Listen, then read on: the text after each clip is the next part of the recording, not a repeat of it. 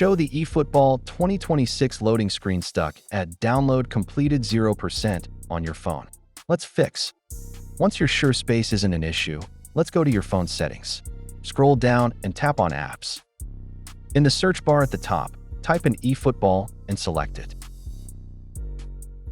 Look for storage, tap on it, and click Clear Cache.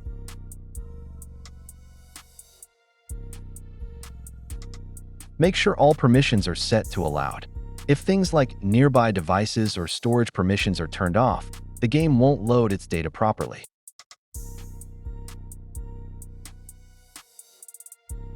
Open up the Google Play Store or App Store and search for eFootball. Check to see if there's an update available. If there is, hit that update button right away. If it's already fully updated like mine is, just tap on play to launch the game. And there you go. As you can see, the loading bar is moving now and the game is working perfectly.